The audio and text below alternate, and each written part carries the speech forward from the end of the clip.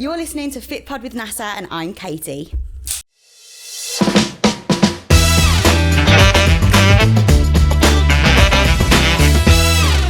Folks, welcome to a brand new episode of Fitpod today. And today we've got a very special one. It's about women empowerment and all about, the positive women movement. I have in studio with me Katie from Dance Beat Fitness and Heels. Now I'm going to let her do the introduction of what it's all about. So Katie, welcome. Thank you very much for coming and taking time out. No, thank you for having me. So before we get into Dance Beat Fitness and Heels, I want to know what your background is and where have you come from? Yeah, so I've always been a lover of movement of my body, dance, and that's always been a huge passion. I did my grades, as everybody does, like your ballet grade, your tap, all of that. And it was something I knew I really wanted to carry on and do for my career and for my life.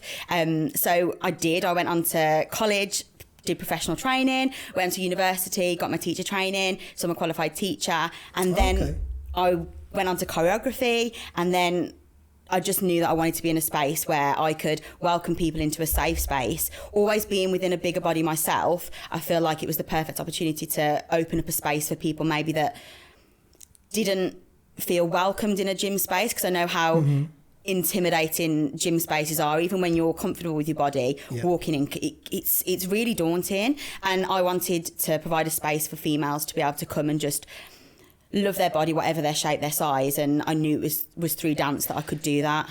What made you go into it? I mean, there must be something that triggered. Like usually people who get into fitness, and a lot of my guests have suffered like bullying and some kind of abuse when they were in school, and you know how kids are like in school. If they see something odd with someone, that's it, you're getting it. We've all been there. And then moving forward, they're going to secondary schools and college, and that's when they kind of take on fitness or something kind of triggers, and that's it. They kind of come out of that zone of being bullied.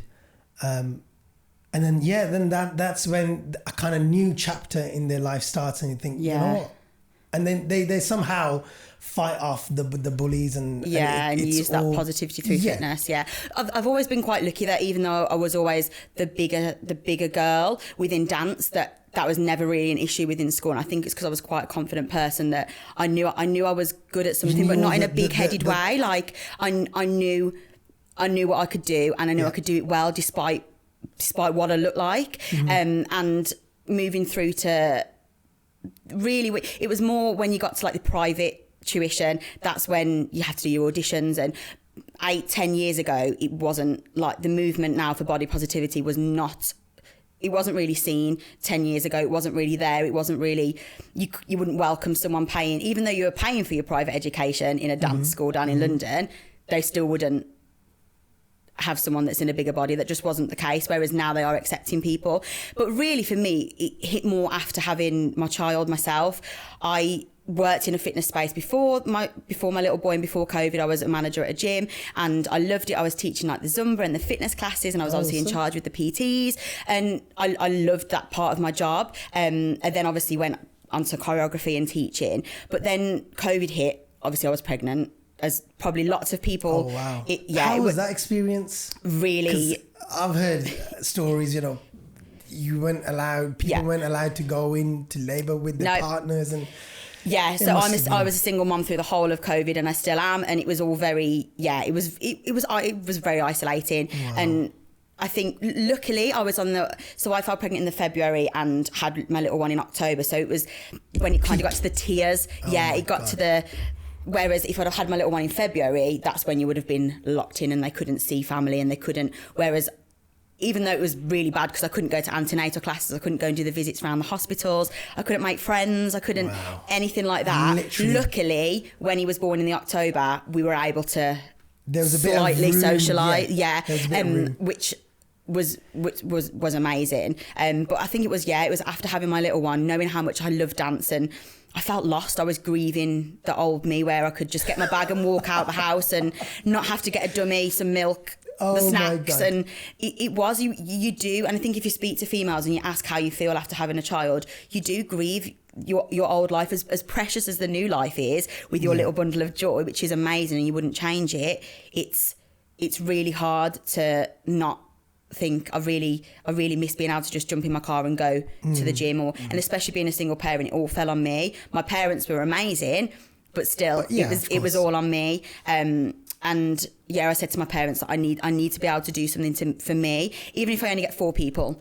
4 people is better than none, and I want to go into the studio and I want to dance and I just want to feel good. I want to move my body, and because I obviously hadn't through COVID, there wasn't anything obviously running. It was all online, but obviously I was pregnant, so I was like, I don't have to go out. I can have some Haribo. I can eat a waffle. Like I could. You weren't going anywhere, so it was. Luckily, we had that beautiful summer as well. So we were in the garden. Yeah, the best. I feel like Mother Nature knew that we needed that.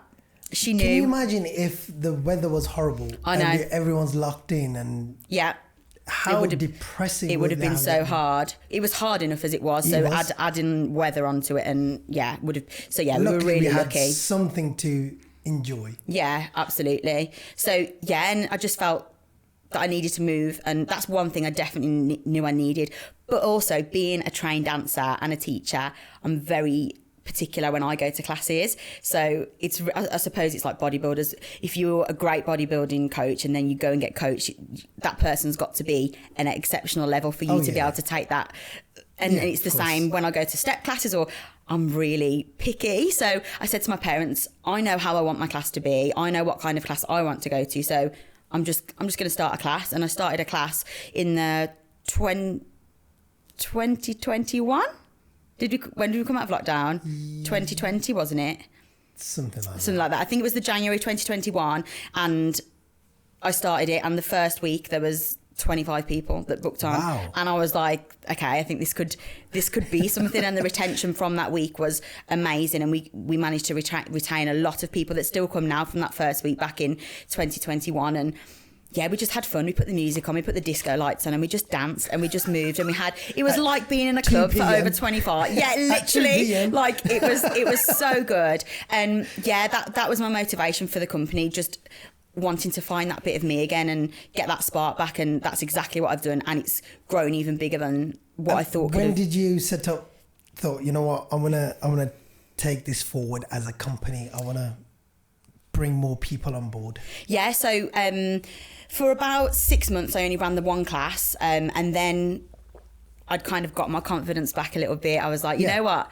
I've got this. Because you have to be in that zone yourself before 100%. You can... That self-belief has to be there. Yeah. And I'm the sort of person that if I have an idea, straight away I'm running with it. And you can only fail. And if that's my outlook, go for it. And 9 times out of 10, I will be successful. Yeah. And if I'm not, then that's fine. It is what it is. It is what it is. Tried. Exactly. There's no regrets. 100%. So we had the one class, and then I was like, you know what? I think I'm going to add another class on, which was our heels classes, which is when I then changed the names from Dance Beat Fitness to Dance Beat Fitness and Heels. And just a whole new ethos came with that heels class of just wanting to promote femininity and owning our power as females and owning our sexuality and feeling sexy for ourselves and not for anybody else. And I think that's what's so powerful about our classes. It's a space for everybody, as in every shape and size and everybody. And they all feel sexy, they all feel sassy, they all feel powerful. And I can guarantee you that the ladies that walk in, we have literally changed people's lives. People come to class and they say how powerful, how powerful fitness can be, how powerful lots of things can be for people. It changes your mindset. 100%. And I think that's overall, fitness is so powerful, but what fitness can do for mindset, I think, is overriding to physically and aesthetically. The changes that we see in our females is just, it's amazing. Some ladies start and they're all in their baggy clothes and they don't want to be seen, they don't want their bodies to be seen, and then give it 6 months and they're there in their they've ordered from a specific online retailer and they're looking sexy and they're getting recorded, and those recordings, they might post to social media, but ultimately it's to see how amazing they look, not to be like, oh, she's dressing sexy. That's not what we want. Obviously you're going to get those, but that's not why we do it. We do it for ourselves, and honestly, we really have changed people's lives. The main thing is just changing that mindset, bringing people out, and somebody might be going through depression and 100%. Mental health, and this is their kind of getaway. Yeah, we've had so many ladies that have come. It's a lot of the ladies have had children and they feel lost. Some of the ladies have had divorces or breakups, or it's been an abusive relationship, and ladies have just felt so low that when they walk in, it's that first class is the biggest step for you. It's like a gym. The first step you take into that new place or that new situation is the hardest one. The rest, your feet just keep walking. Yeah, and once you're in there, you're 100%. And that's not going to be perfect the first time round. Exactly, and it could be a long time, 100%. But I always say it's a process. It's even if you think you've got yourself a goal, an end goal, always think beyond that goal. There's always something more. There's always something more you can strive towards. And whether that be you think you've got your confidence, what could it be? It could be now we're going to dance in front of a cameraman and we're going to get that confidence up to be able to dance in front of someone and have a professional recording. There's always something more. There's always somewhere else to go with it. And lots of our ladies do that. Have you ever done any competitions? No, we haven't done competitions. We've done shows. So we've hosted a show for Black Country Women's Aid and we raised a couple of £1,000 for them. Oh, nice. Our ethos is aligned. Obviously, Black Country Women's Aid, they're all for helping ladies and men in abusive relationships or modern day slavery. And we just knew that we wanted to raise. I wouldn't be too keen to see a man in heels. Well, we actually have Sam. Sam is he's our gay lad. He comes on a Thursday. He's our only male, but Sam absolutely brings the sass. He brings the sass. So there's your shout out, Sam. He's amazing. He does so good. But yeah, he works it. Does he put the women to shame? Well, he does just as good. He's an honorary female in that moment. That's what he always says. He's an honorary female. He comes and he just does his thing, and he's there for exactly the same reasons to grow your confidence. But and do any of the females feel intimidated? Not at all. Not at all. He's no, not at all. That's the end of that. Yeah. If he feels good for himself, that's great. There's so many. The heels community, if you were to do research on the heels community, it's absolutely huge. Heels community? Yeah, the heels. So if you literally go onto TikTok or Instagram, the heels community, the amount of heels classes that run up and down the UK it's huge. Wow. There's so many. I thought it was just something that you just started. No, it's been going for years, and it's massive in London. It's everywhere. It's all over the globe. It's huge. The heels classes. Yeah. There's quite a few classes that run in Birmingham, but the Birmingham classes are for more performing based people. So where it says beginners, we are for complete beginners. So if you've never ever danced before, or if you just want to come to have a laugh and have a boogie and just move your body, then that's what we're for. Whereas the classes in Birmingham sometimes can be a little bit more for your intermediate advanced dancers. Yeah, people more serious. Yeah, more that have got professional careers and do it as a job. But I think you have to kind of start off with having a laugh, 100%, and enjoying yourself. And that's what I never want it to get to the point where people are coming for the wrong reasons. There's never any judgment. There's no judgment. There's nothing like that. I tried salsa once. This is years ago. Years ago with a friend of mine. He's an Arab lad, and the couple of they were brothers, and they were absolute fantastic at salsa. And they used to run classes on Broad Street. In Risa. Risa, yeah, that's it. And quite a few classes go on in there, you know. Yeah. And I'm talking about years ago. About 10, 15 years ago. I'm giving my age away here. And he says, look, because I used to do his print work and his design work for his flyers and stuff like that back then. And he says, look, pop down, have a laugh. And, there's mixed people, lads, women, everyone's there. I'm there and I'll help you. And I said, all right, cool, you know, there's no harm in going there, checking it out. I went there, checked it out, and it's just like, the way he was just moving, it was just like amazing. It's like, come on then, we'll have a little dance. Yeah. So I've done it with my mate now. But I bet the whole way through, were you smiling? Were you having fun? I wasn't. That's the thing. I was just like, where do I put my feet? What do I do? How do I do this? You were worrying too much. I was just like, it was hilarious. I sat on the side, I said, mate. Not for me. Not for me. I've enjoyed myself. I definitely enjoyed myself. I had a laugh. But, yeah. It's not my thing. I'll stick with Prince. Yeah, it is. It's one of those, I think it's like anything, isn't it? When you find what you love and you don't know until you try these things. I have ladies that come to class that come and then don't come back and say, I'm not there yet. Or yeah. I'm not there you'll yet. never get there if you're not gonna. If you don't make that first step. And that's exactly what it is. So we've had ladies that have literally been with us for 2 years now, and their growth is just, it's astronomical. That's what it is. It's the consistency. It's the showing up every week for yourself. It's putting yourself first, doing it for you. And you know, the problem is with people, not with just dance, even in fitness as well. They want results overnight. Yeah. Now that's a problem because no matter what you do, you'll never get results overnight in any career you're in. Yeah, it's true. But it's okay for everything else. Like if you want the promotion, you gotta work certain years and you gotta do certain graft for certain years. But so true.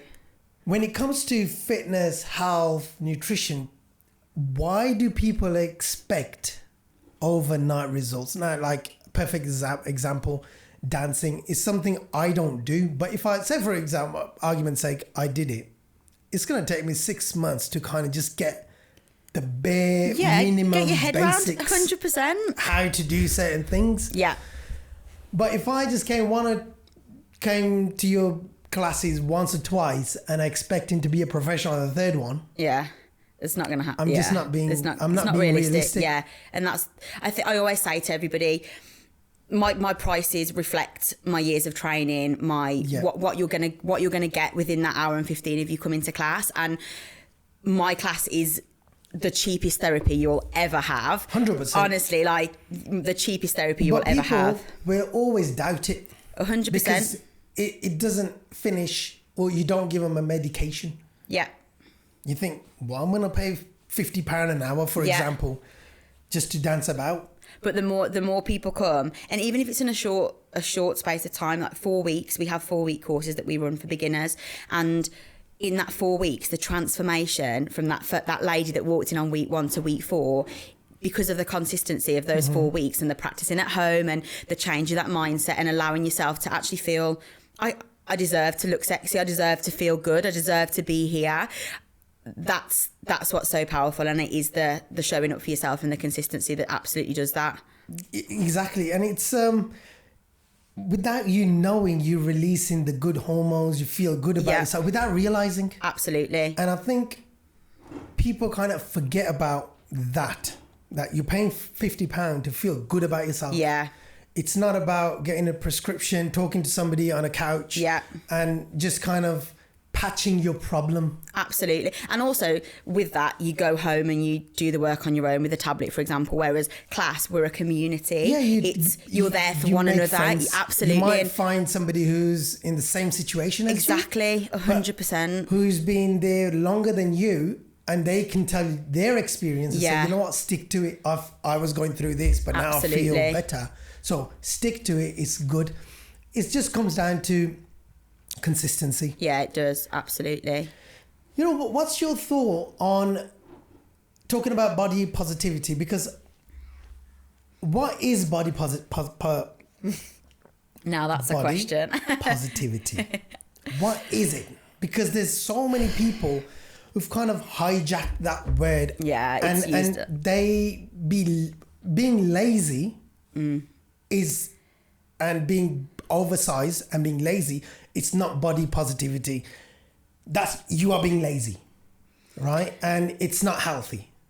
I think that's health is the word there. Yeah. I think fitness isn't a one size fits all. Fitness is not healthy either. If you look at bodybuilding is not a healthy sport, because you have to literally do stuff that you wouldn't normally do. You know, if I was going for a show, yes, I can go to a natural bodybuilding show or a PDA, which is the performance enhanced growth bodybuilding show. Now, if I did that, I might look aesthetically great and healthy, but inside your body's I'm going not. Yeah. Yeah. You're literally on borderline. Yeah. It's not healthy. People have that perception of, you know, he goes gym 5 times a week. What I do, I know, and it might not be the healthy side of fitness. Yeah. Whereas fitness as a whole is health, in nutrition. Yeah. You're working out. It's much broader. Yeah, absolutely. But I think with body positivity, I don't really like the word, but it's the word that's obviously the media uses and it is the hashtag. But for me, body positivity is being comfortable in your skin. And if you're happy with that and you're healthy with that and you're doing your movement that you need to be and you're making the right choices, then I believe that's body positivity. It doesn't mean that a bigger body is deemed, as you say, lazy. It's what comes with the word lazy, as in if they're not doing the exercise, if they're literally sat at home, binge eating, 365 days a year. Yep. Absolutely, that is not body positivity. Body positivity is me. I dance. I have a healthy, balanced diet. I go to the gym, but I'm happy in the way that I look. And for me, being able to make other females feel safe and secure that maybe they don't want to lose any more weight, maybe they're happy the way they are, and that's okay. You don't have to have a straight up, straight down body to be the norm. Happy, to be happy and healthy and the normal. That's just not what it is. That's the old mindset, and I think there's a long way to go, but we're on the trajectory to getting better. Educating people. 100%. Because you come across these videos on social media about not dieting properly, not having a good balanced diet, just binge eating, always body positivity, you know, be happy in your skin, but you're like obesely overweight and it's just ridiculous. You think, no, that's not right. Stop calling it body positivity. Yeah. You know, and then like you said, people are active and they're happy. They are active. They have a balanced lifestyle. They're healthy. You're probably more healthier than I am.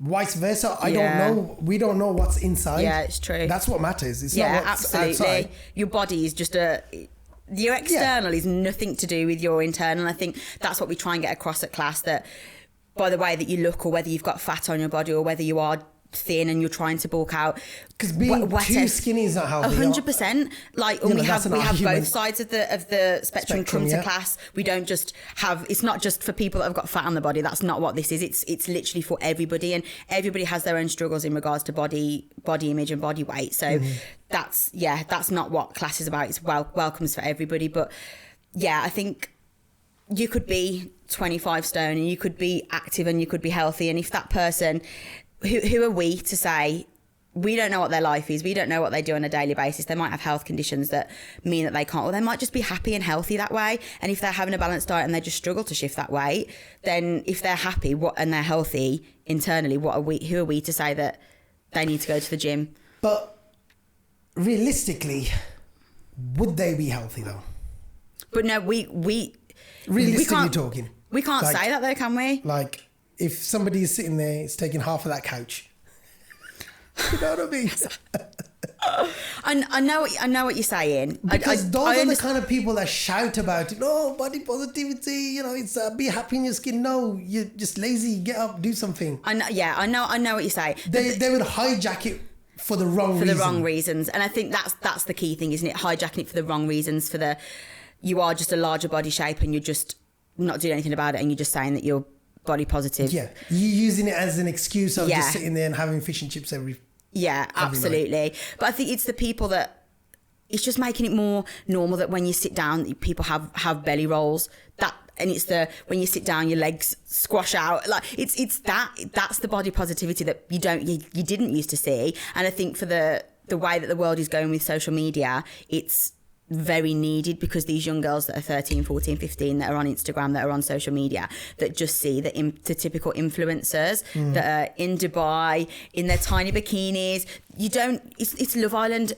That is a whole other story. Love Island, they say they have plus size people on there. They absolutely don't. I don't watch that program, but I don't either, because so yeah. This is obviously opinion from me, but we say it's an opinion, but let's be real. Yeah. You know, what's right is right, what's wrong is wrong. Yeah. Because we don't want to be, yes, everyone's got an opinion. That's besides the point, right? But we want to put out there what's right and what's wrong. Simple as that. We don't want to be politically correct here, because somebody can get the wrong end of the stick. Yeah. And can have health issues because so-and-so said that it's okay to be, 50 stones. Yeah. Because it's their opinion. Yeah. No, we want to educate people for the right reasons. 100%. So if it's right, cool. Yeah. Like it says, you move, you do this, you do that, you stay active, brilliant, no problem.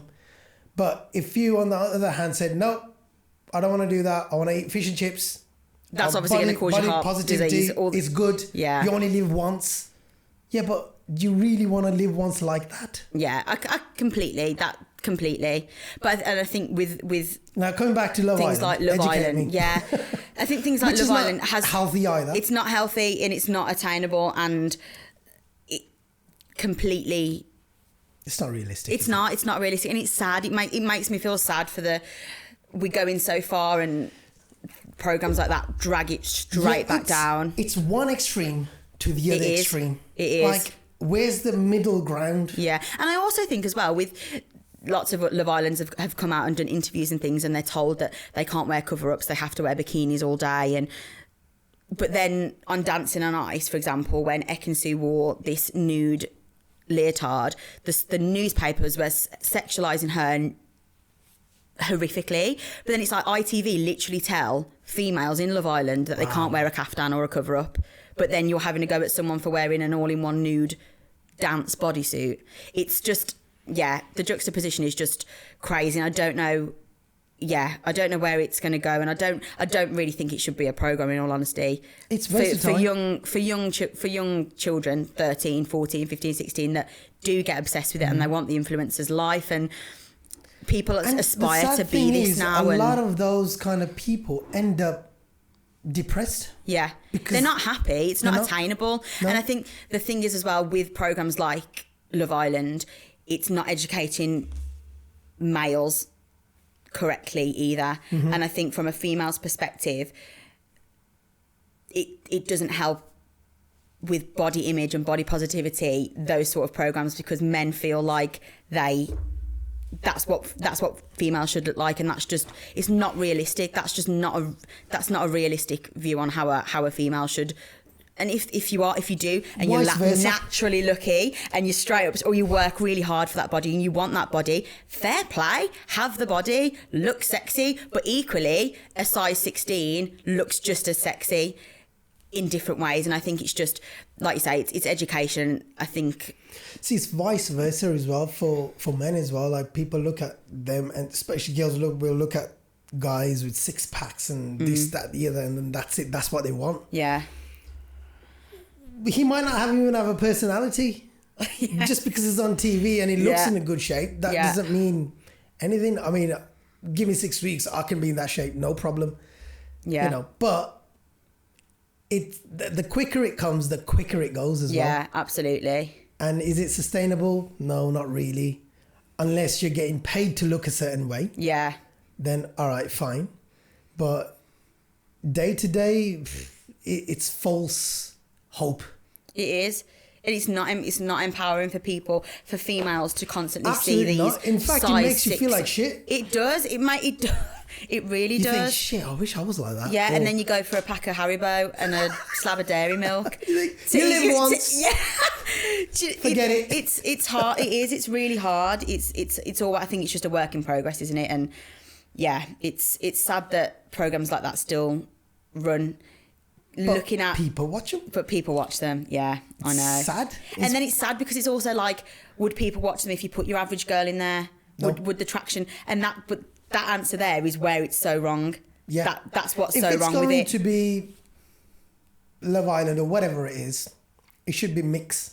100%, but it's just going further down there. I need to look like a model. See, it's funny, right? Like, these are the same media channels that will promote body positivity and promote all of that. And then on the other hand, they're hiring. Literally say, no, you can't do this. You have to do this for the views because they know people But then watch. I also think it's bizarre that they, like, programs, I can't remember which, I think it's Channel 4 that run the program for single parents, that they go into a house and there's loads of single parents and they kind of find love again, but they're older. I think they're about over 30, 40, 50. Right, okay. And they're there to like find love. They may have lost a partner, they may have gone through depression and things. But the people that they use for programs like that are normal people, are your average people. Why is it when it's aimed at the 18 to 26 bracket that you're using people that body image is unattainable and unrealistic for I don't know why, which is sad because it's just what people prefer. You know, people, this is my opinion, people are not realistic. In their mind they know what's right and wrong, but they won't say it out that, you know what, this is wrong. Why? Because they don't want to get judged politically. They have to be correct. Yeah. Which I don't understand why. I mean, politicians have, just because somebody said, no, you can't say this or you can't do that, doesn't make it right. Yeah. And I've always said, speak your mind, regardless if it's right or wrong. That's your opinion, you know, and you're entitled to your opinion. Why should you suppress your opinion because you have to be politically correct? I've just asked you the question about positive, what's right and what's wrong. Yeah. I know what's right and what's wrong, and I've just openly said it. It's not healthy. Yeah. You know, you have to be, if you are overweight or whatever it is, if you are doing something about it, you're moving, you're keeping healthy, your food is good, fine, cool. You know, after that, it's depending on how your body works. Yeah, absolutely. I don't know the biomechanics of that. But at least you are doing something. 100%. But if I sat here and I was 30 stones and I said, no, this is body positivity, you live once. No, I get on a scooter and go to the shop. Yeah. Yeah, it's true. It's true. It's what you do. I think opinion it's just the way in which you voice opinion, isn't it? That everyone's entitled to that opinion. It's the way in which you... If you think I'm wrong, okay, cool. But equally, you got to respect that. That's your opinion. Yeah. That's your opinion. That's my opinion. Yeah. And there's no right or wrong answers. Yeah. And I think that's going back to classes, throwing it to you as a... Bring that mic a bit closer to you. Yeah. Throwing it back to you as a male. No, I wouldn't do any dancing. No. How would you feel if your wife wanted to come to a class that empowered her, that she maybe might dress a little bit sexy for class, might put her makeup on, might feel good? How would that make you feel? Female only classes, she could do whatever she wants. Yeah. No problem. If that makes her happy, yeah, brilliant, no problem. Because quite a few of my crack on with it. Ladies have partners, and partners won't let them post videos or question why they're getting dressed up to go to a class on an evening, and it's all coming back to, for me, it's for me. Everything is, I'm doing this for me. I feel low in confidence, I feel lost, I feel unattractive, and I'm doing this for me. I'll dance for her. I'll give you some private lessons. You can learn a routine. At home, that is, by the way. Yeah, so I mean, if it's like ladies only gym, cool, do whatever you want, wherever you want, whatever you want, you know. How would you feel about posting the videos on social media? No, I wouldn't let her do that. No. And what's the reasoning behind that? People commenting, you know, that's, if it's for her, then it's for her. She says to me, oh, why do you post this? Why do you post? I says, look, I've done this before I met you, and it's you know, it is what it is. Like, you know, now I sound like very typical guy, but with me, I value my wife a lot. I wouldn't want anyone else commenting on her pictures or any random people. Friends is a different thing. Yeah. You know, people that she knows, that's cool because her friends were there before I was there. Yeah. And, you know, and anyone new, I wouldn't be comfortable with that. You won't be comfortable with it? No chance. And she knows that. I'm not making it up. No. But that's my take. Yeah. You know, and because I pay for her. I provide for her. So I'm in charge. No, that's the joke. Yeah, there's ladies that come to class that are in the same position and partners don't like them posted. I know it's my brand, but do they need to post it if it's for themselves? Not really. Then. But why can't they post it if they look nice and they're like, I'm not posting this. If someone receives it sexually, that's on them. I've not posted that. It's if you post something and someone finds offence with it. My intention was not that. Unfortunately, I can't control how you take that, how you perceive it. So if I'm posting that and I'm posting it and I'm saying the community at class is amazing, I feel so proud of myself, and I'm posting the video of me dancing, it's like I don't being see in a situation which you can avoid. That's all it is. Just turn your comments off. Well, then you got a lot of people just start looking at your wife. You don't want that. I don't want that. You know, it's I completely get it. I see it from both. I completely see it from both sides. You know, and it's one of those things that some people might be okay with it. Yeah. You know, but and a lot of people are not okay with it, and a lot of people will not say it because they don't want to offend anyone. They might not want to offend you. Be like, oh no, but behind closed doors, they'll be like, no, you can't do that. But rather than doing it behind closed doors or behind your back, just be straight up. Say, look, I'm not comfortable with my wife sharing X, Y, and Z, and this is the reason. And that's it. Cool. You know, if she wants to come here, she can. She could do whatever she wants here. Not a problem. You know. And I think that comes down to just communication, doesn't it? Having that communication with people. You have to be very open. Yeah. Otherwise, you will have that thing in your mind. But I did see something on another podcast the other day, and they were talking about a similar situation about asking for not permission, but saying, instead of me saying, okay, I'm going to class tonight. Is it okay if I go to class tonight? For me personally, if I was to meet a partner, my non-negotiables are non-negotiable, and communication is key. But he's not telling me that I can't do that. He's not telling me I can't post that. Because, see, now, with that situation, no one should ask for permission to do something. Yeah. Right? Now, I've been doing my fitness way before I met my missus. Right? That's something that she knew that I already did. You know, so there's no question about that. Yeah. Yes, I do ask her for sometimes when she's got some plans or something. Yeah, okay, I need to go, or can I go to the gym and do this and I'll be back to do X, Y, and Z? Yeah. That's just a communication within the household. Absolutely, yeah, you know? yeah. But I don't need to ask her permission every single time, oh, can I go to the gym? Yeah. No, it doesn't work like that. Yeah, you know? absolutely. And vice versa. If she wants to go somewhere or she needs to do something, cool, you know.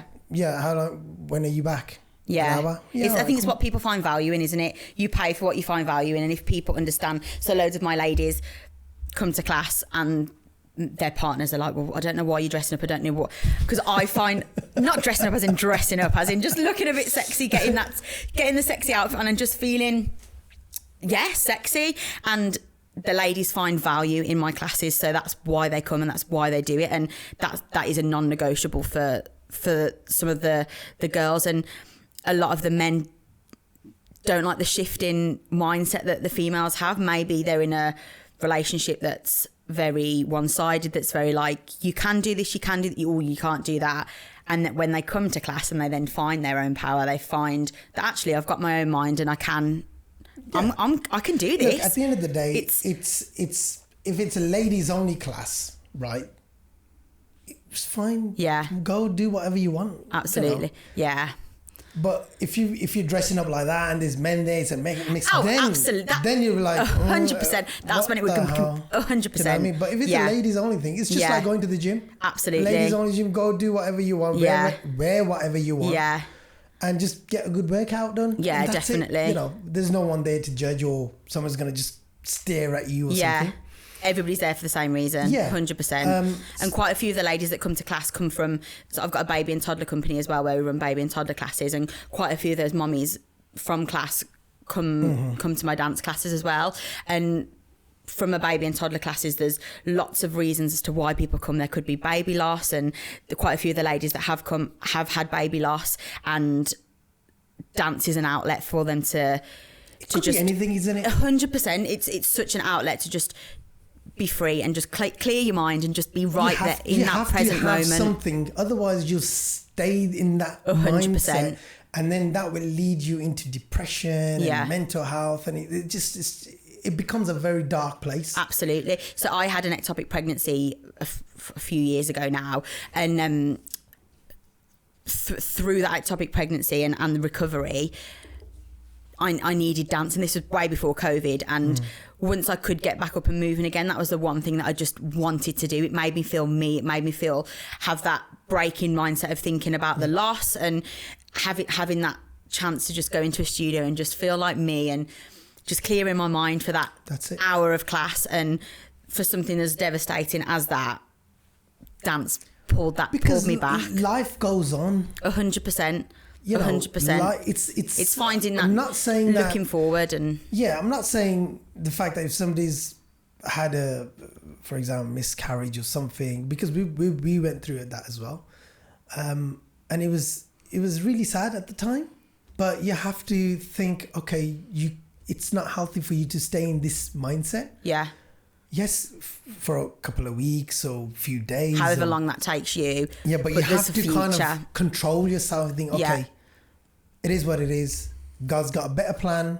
100%. There might be something that was with that baby that I can't handle. Yeah. So God's kind of took that away from me. All right, cool. It's sad. It's upsetting, but there's definitely a better plan. 100%. So let's crack on with life, because you can't stay like that. Yeah, absolutely. So, and people find that kind of rehab in fitness or dance or running and anything to keep the mind off it. Yeah, and I think with obviously you mentioning miscarriage and ectopic pregnancies and just baby loss in general, it's just not something that's really spoken about. Yeah. It's like the body positivity, it's getting better. There's more movements about supporting females and women when they've been through things like that, and with the work and going back to work and all of those things, it's getting so much better. But there's still a taboo in talking about. Is it? 100%. The taboo to talk around miscarriage and baby loss is I thought it might be. It's got so much better. Don't get me wrong, it really has. But I think from a female's perspective, when things like that happen, it's what have I done? Why can't I carry? Why has this happened? Why me? Why? Maybe. And you throw it. I know that's an unrealistic thing, because it's nothing that we like with an ectopic pregnancy. The egg just gets stuck in the fallopian tube, and that's just what happens. You can't change that. You can't keep the baby. You can't.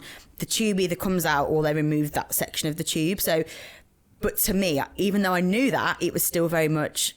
Why? It's heartbreaking. Of course it is. Why me? And I think it's the same. Lots of my ladies have had miscarriages, and it's isolated, and it is that why me? And it is really hard, and the taboo still is there, and it's better. But in my baby class is one of the first things we did, because there's a lady that comes and she had a stillborn. And it's heartbreaking. You can imagine like 9 months and you're looking forward to it, and then I know. And that's through. It was through nothing. But you would feel why. And I think with baby loss in general, it is just why. What have I done? Why couldn't I carry properly? Why didn't this form? There's 101 things that will go through your mind. And I think it's equally the same for men as well. Men obviously don't have that physical connection with the child because the child is in us, but they're still feeling that loss. And when you had your miscarriage, did you probably reach out to any of your friends? Did any of your friends reach out to you? Yeah, I did. Did they? I did. I spoke to a couple of my friends that are really close friends. Yeah. But it's and that's so good because that's not really what happened. Yeah, I mean, from a religious background, yeah, we believe in whatever happens, it's God's will. Yeah. And there's always something better in whatever happens. You have to look at the positive side. 100%. I agree. And that's what I was saying to my wife. I said, look, I know it's heartbreaking. I know, I was looking forward to it as much as you were. Yeah. Right. But what if that child was... It could have been anything. It could have been a health condition. It could have been in a year's time. Or something, and we wouldn't be able to manage. Yeah. Because we believe that God does not burden you more than what you can't take. Yeah. Right? There is a test for everything, but you will not be over-tested. Yeah. Because God knows you won't be able to deal with it. So maybe it was that.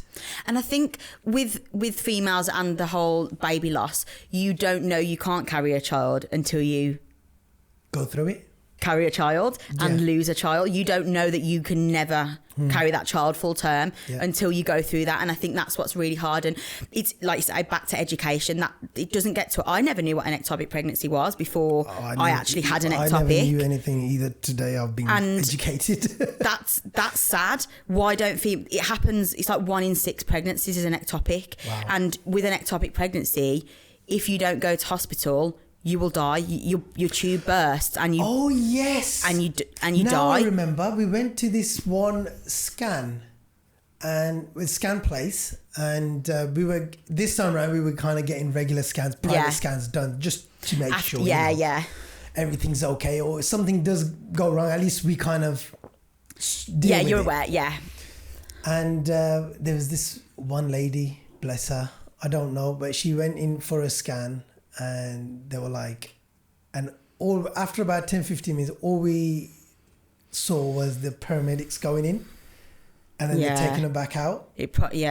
And my wife goes, I think she's got the ectopic pregnancy, and it's very dangerous. It is very dangerous. And then she was crying. I was just like, wow. It's just. And even if this is for one person that listens to this, if you have back pain, if you have shoulder pain, and you're pregnant and you're bleeding, you just need to go to hospital. The shoulder tip pain is the one thing really that sparks the most concern, and that you obviously need to go to hospital. Shoulder tip pain, which is crazy. When the paramedics were asking me, I was like, what? But it's down here. Why in my shoulder? But yeah, it's just the way things. Knees, really. Yeah, no, it's just the way it's. Yeah, I don't know why, but yeah, shoulder tip pain is one of the ones. Wow. And you just need to get to A&E and straight away. It's really sad. And I think with any stage of baby loss, whether it's a 2, 4, 6 week, 12 week, 20, stillbirth at 9 months, it's even going on for children. It's regardless. It's just precious, isn't it? It is. But really now is precious. we've been blessed. He's just turned 1 on 4th of November, and it's just absolutely the best thing ever. They really are, aren't they? One thing gets taken away and you get something even better. I look at that and I think if I'd have had that child, I wouldn't have had my special Rory. And that's it. As sad as that was, but there was a reason why that didn't happen. 100%. 100%. And I'm a big believer in that. And that's what, we are taught. Everything happens for the best. Yeah. You just got to trust. And in that moment, it doesn't feel like it. Of course, but yeah. Because you are emotional, you think, why me? Yeah. But when you come back to your senses, you think, all right, cool, God's got another plan for me. Absolutely. Trust the plan. And after that sadness, dance pulled me back in again, and it's always there. It's always there. It's my thing. It's my home. And being able to share that with other people and females that maybe have gone through that or have gone through their own struggles is just something that I will always want to. And we're getting bigger and better. We've got really amazing things planned for next year. I was just going to ask you that. What's coming up with... Yeah, so Dance, Beat, Fitness and Heels for 2024. Can we even? How... 2024. I can't believe Wow. that. Yeah. Not long. It seems like 2 seconds ago we were in 2019, doesn't it? It's scary. Madness. But I can still remember the announcement of the lockdown, the first lockdown. I know. It literally feels like 2 seconds ago. Yeah. It is. It's scary. But hopefully we've got more beginner courses that are coming. So for people that are complete beginners, that obviously some of my ladies that have been coming for 2 years now, Can I come in my trainers? You're a male, so unfortunately you can't come. But if the demand is there, guys, you just hit me up and we'll get a males class. We recently did a fundraiser for a little girl. She unfortunately passed away. She came to my baby and toddler company, little Gracie Tudor. People might have heard of her story. She came to my baby and toddler classes, and I met Claire when we were both pregnant in triage. Long story. But we did a fundraiser for her not long ago. Just a couple of weeks before she passed, we raised over 5,500, which was amazing. And we had the Pleasure Boys, the UK Pleasure Boys come. So they did 4 dances for us, 4 sets of male entertainment, we'll call it. Mm-hmm. And we're hoping to partner with them next year to get some sort of some goodness for... In the best way, some goodness and some confidence on both sides. So for males to feel confident in the dance space, because there's a lot of obviously males that go to the club and they're just like, oh, I'm going to stand at the bar and just 2-step, and that gives me the ick. So we want to try and teach some good moves. Pull them in. Yeah, pull them in. In the centre stage. Absolutely. So we're going to try and get something for incorporated with the UK Pleasure Boys to try and get some males more educated within the dance space and female positivity, and kind of overlap that and have that chat really of why we do it, and try and make males have that bit more, like you say, education as to why females do that. But we've got something coming up in February. It's called Tank Space in Nottingham, and it's a rain tank. Oh, tank. I thought you tax. Tank space, and it's a rain simulation studio. So there's rain that falls from the ceiling, and they do lots of they have like an underwater like swimming pool in there, and they have mermaids. They have loads of they have loads of film crews go and do things for specific film sets and things. So we've got that coming up next year, where loads of my ladies are coming. We're doing a confidence course for 4 weeks where we've got water. No. Oh. So our final performance is in the water. Oh, so they come for 4 weeks. The beginners are coming in. All right, jump in. We just go for a swim for 4 weeks. That's what we do. We just become mermaids.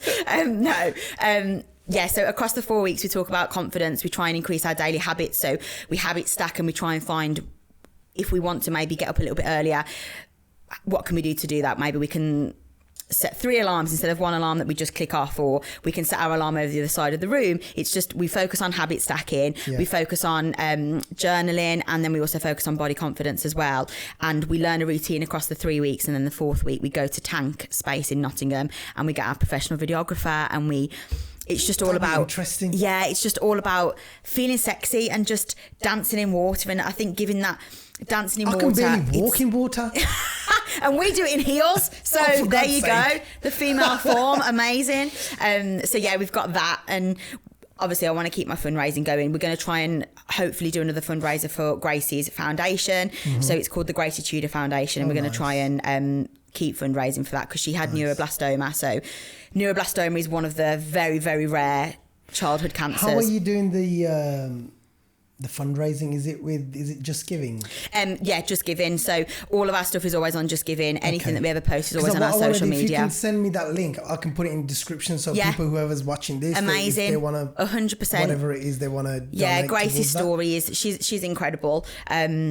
She's so incredible, and she did everything with grace and bravery right till the end, and her family, Claire, Steve and Caitlin, have just been incredible. And it's just raising the awareness of neuroblastoma. And again, she's going to start coming to class, and that's going to be her outlet of, I just need that breakaway, and just that hour of just not being Gracie's mom, not being Caitlin's mom, just being me, and just coming and having that breakaway. And we're going to continue fundraising for Gracie, because it's just something that needs to be funded. And like Claire said, who's Gracie's mom, the funding that they get is going to go towards families after the bereavement, because there's just nothing there for the families. Like Claire and Steve have just had no support. It's really tough, sad. Isn't it? It's really sad. So I think they want to try and raise some funds and help families, because there's so many families that go through neuroblastoma, and quite a few of the children do get diagnosed at stage 4. I've never So what would you think neuroblastoma is?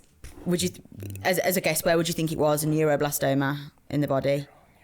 Brain? No, I know. That's the thing that everybody thinks. Wow. It's like the tummy area, so spleen, abdomen, that tummy area, and it just, most children that get neuroblastoma are diagnosed at stage 3, stage 4, which is really shocking. And obviously Gracie then went on to a clinical trial, because that was the only way to obviously try and get the treatment. And she was on the clinical trial, it was working really well, and then two weeks and it was just everywhere. So what happens to that area? Is it the cancer just attaches, and first of all they thought that she went to hospital presenting that she wasn't pooing, she wasn't weeing, she wasn't eating, and they sent her home and just said she had a urine infection. And then the scan happened. Problem. It's just so hard to get the right information. They just kind of brush it off. It is. And the worst thing is there's a blood test that can be done for neuroblastoma markers. So why they're not doing that in children? Why? Childhood cancer is one of the most underfunded types of cancer. And the children are our future. Of course. Children are our future. It's the next so generation. Why is that not funded? It should be the first thing. Yeah, I know. Which is, I'd rather have my little boy cry for a bit while they take the blood. 100%. It's a 2-minute thing. Yeah. To get the markers, and that, I think that's what the fight to get the diagnosis was one of the hardest things for Claire. And it's terribly sad and heartbreaking, but it's crazy being on how platforms they just like kind this. of this is what it is. And Claire was fighting for scans, and it's horrible. She was waiting 2 weeks and for scans, and by that point when they did scan her, they were like, it's everywhere and we can't. But whose fault is that? That's the thing. Like, now they're calling us for the vaccinations and stuff. I'm an anti-vaxxer. My little one's not vaccinated yet. He's only had his first one, the BCG or whatever. Yeah. And they keep calling, and you hear stories about it, that this is what's happened after the vaccine and after this and after that. There's a couple of my nieces and nephews who are not vaccinated, and they're absolutely fine. There's nothing wrong with, they go on a holiday, this, that, the other, whatever, fine. But my argument with them is, it's like, God forbid, what if something happens? Who takes responsibility? Because you want me to get my child vaccinated, right? You're pushing for it, fine. Take responsibility. I know. They don't take responsibility. So... I know. And then if I don't get it done, I'm the bad parent. Yeah. So, and it's the same with this situation. Okay, the neuroblastoma is one of the least, and childhood cancer is one of the least funded. But if it was more funded, maybe they would have saved more lives. Yeah. And I think it makes sense, doesn't it? It does. Surely it's as simple as that. Yeah, of course. Surely it would be. Why all the race for lives for cancer research? Who would you fund more? As realistically as possible. Obviously, every life and as sad matters. as it would sound, 100%. Who would you fund more? A child cancer treatment, or somebody, an 80-year-old? Yeah, that's lived a brilliant life. I can, or even just why is it not more balanced? That's the question. Even if it's not 90% funded, even if it's just a 50-50 split, or even 20, 30, 40%, something. It's literally like below 10% is funded for children. And I just think it's, what, like Claire always says, with the whole GoFundMe, she was begging people to save her child's life, and no family should ever be in that position. And it's a really sad one. So my community came together and we raised an incredible amount for Gracie, amazing. and that was able to then pay for the funeral, and which is and it's very expensive. Yeah, it's funerals. I mean, a couple of my elders passed away in our family, my grandma and my granddad, and it's just mad how expensive it is. It's like, what if that person didn't have it? Like, what do you do with that? Yeah, I know. Are you just going to stay there? Yeah, I know. so everybody, the community, and just people that have never met them have just been so generous. And I think we don't need to. It comes back to the power of community, doesn't it? And it's humanity at the end of the day. Absolutely. You know, we just pray for everyone to just be peace and harmony and none of these political agendas and absolutely profit over lives. You know, it's just madness. It is, which is like cancer research is exactly that, isn't it? Exactly. It's like it's just mad. The problem is everything's just a business, and humans are just numbers in that. And it's sad. The problem. It's sad. Exactly. Because with life comes death, and as sad as that is, that's why aren't people doing more? That's the question, isn't it? Yeah. That's the question. 100%. And you can never do enough. Yeah. You should always strive to do more for people, and if you can, then why not? Absolutely. Be kind, be generous, and that's what that links back to our ethos. We welcome. There's no judgment. We welcome, and I think environments being more like that, being more welcoming, being more kind, giving that hug when you first meet someone, and just breaking down that I feel really awkward, and just being kind and generous, and just getting on with life 100%, and just absolutely as a community, and community beats everything. I totally agree with that. And just don't listen to politicians. They divide and rule. That's the bottom line. But Katie, you know what? It's been an absolute pleasure. Where can people find you before we finish off? Any last words? Yeah. The mic's yours. So our classes run in Halesowen. Mm-hmm. So they run on Monday and Thursday evenings, and you can find us on Instagram at dancebeatfitness_. Give us a follow and a message, and I can give you any information in regards to classes. When we do events and things, it's always on our Instagram and our Facebook. And obviously, I'll give you the link for the Just Giving for Little Gracie as well. Please. So if anybody does want to contribute, you're more than welcome to, and I'll share that. But everything always goes on my platforms. We've got TikTok as well. Also, we had a viral TikTok. So if you want to give us a few more views on that viral TikTok, you're more than welcome to. TikTok is Katie DBF. So you can have a little look on there and gives you a bit of an overview of what we do at class. And we'd love to welcome any females that are over 25 who want to feel more powerful, more confident, more sexy, more sassy, and just more you. That's what we're all. That's what it's all about being you. Absolutely. Katie, thank you very much for your time. Wish you all the success in what you are doing. Thank you so much. And we'll stay in touch. If there's anything else that we want to discuss in future, just give me a message, and we'll arrange an hour. Amazing. And we'll take it from there then. You know, it's been wicked. That's all I can say. It's been really, really good. Thank you.